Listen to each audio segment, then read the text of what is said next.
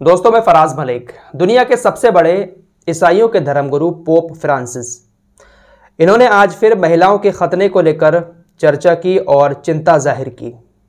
महिलाओं का खतना, जी हाँ, आप में से कई सारे लोगों ने पहली बार मेरे मुंह से यह बात सुनी होगी। दुनिया में कई सारे देश ऐसे हैं जहां पर महिलाओं का खतना होता है। हमारे देश के अंदर भी कहा जाता है कि कुछ लोग हैं जो महिलाओं का खतना करवाते हैं। इसको लेकर एक बहुत बड़ा प्रोपेगेंडा भी चलाया जाता है इस्लाम के खिलाफ।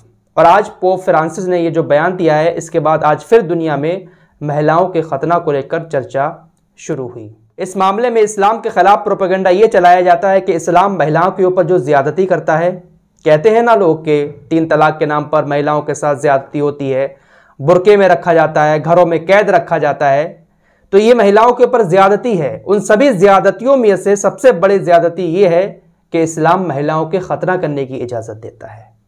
इस्लाम में महिलाओं का खतना करना लिखा है।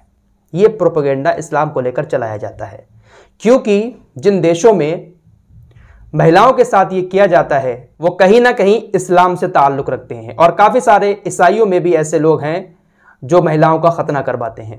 इस बात को आगे बढ़ाने से पहले मैं यहीं पर साफ कर देना चाहता हूं कि महिलाओं के खतने का ताल्लुक इस्लाम से बिल्कुल भी नहीं है।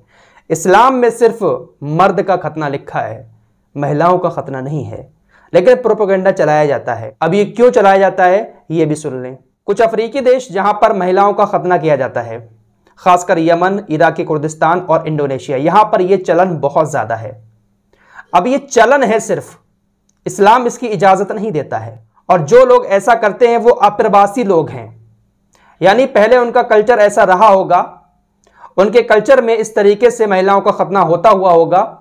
उसके बाद उन्होंने इस्लाम कबूल कर लिया, लेकिन उस चलन को नहीं छोड़ा।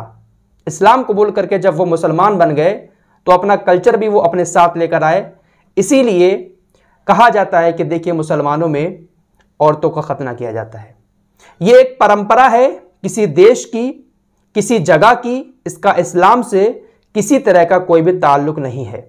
इस्लाम इस चीज की बिल्कुल भी इजाजत नहीं देता है। यूएन ने इसको मानवाधिकार का उल्लंघन माना है।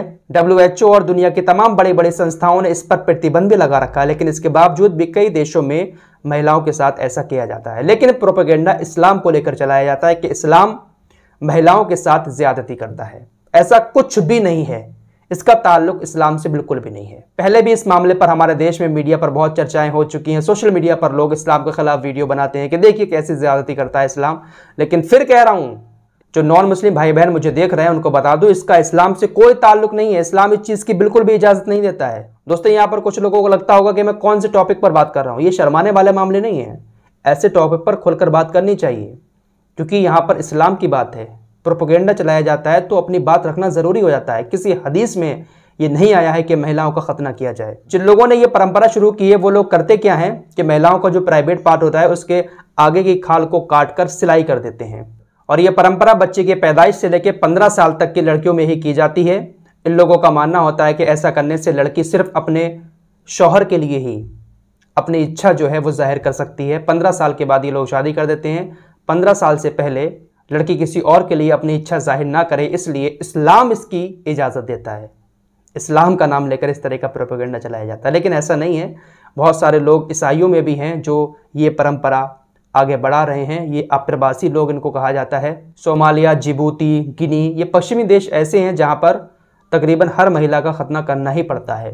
तो पोप फ्रांसिस ने बहरीन से लौटते वक्त आज इस मुद्दे पर फिर थोड़ी सी अपनी बातें रखी और चिंता जाहिर की कि ये बहुत बड़ा मसला है और बहुत जल्द इसको पूरी दुनिया से समाप्त करने की ज़रूरत है। लेकिन एक बार फिर कहूँगा कि इस्लाम से इसका कोई भी ताल्लुक नहीं है। जिसके दिल में भी ये गलतफहमियां हैं कि इस्लाम इस तरह की इजाज़त देता है, ऐसा कहीं नहीं लिखा है। इस रिपोर्ट में इतना ही। मिलते हैं एक और नए वीडियो के साथ, तब तक के लिए अपना ख्याल रखिए।